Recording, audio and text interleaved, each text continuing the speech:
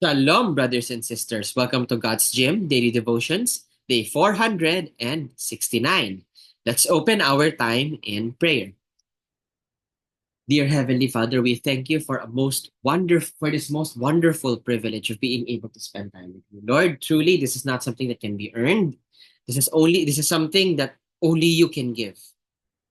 A gift that only you can choose to give. Heavenly Father, please be with us today as we discuss a passage on self-control. You're the only one who can teach us without misinterpretation. And Lord, give us humble hearts to accept not only this passage, but the rebuke that it will most definitely bring. We love you, Lord, and thank you for loving us enough to correct us like this. In your mighty name we pray. Amen. Okay, today's Devo is entitled Get a Grip.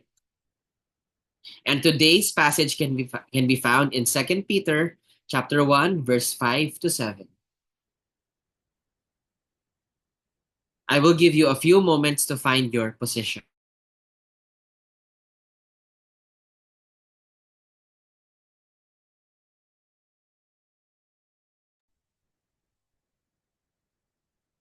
Okay, let's read.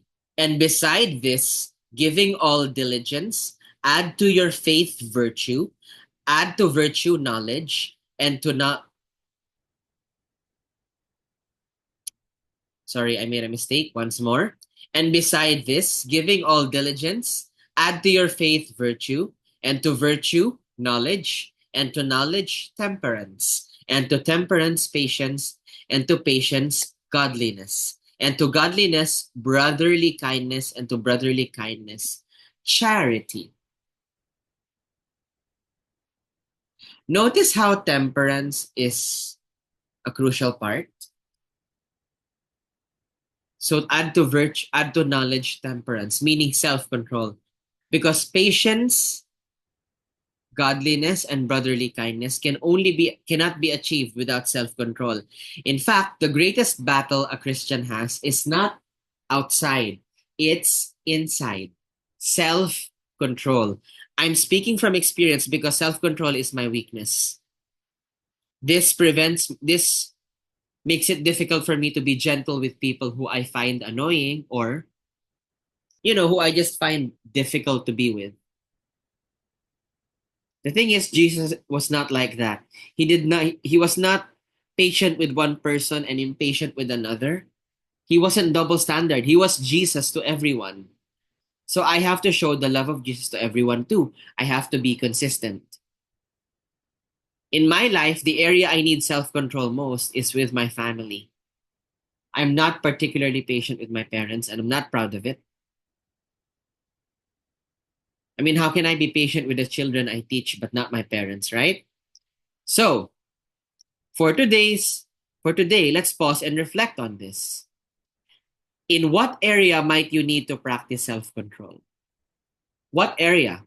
I already told you, for me, it's my parents. Family. For you guys, it might be something different. I don't know what it is, but pray and ask for God's discernment, that He will reveal to you what area you need to practice self-control.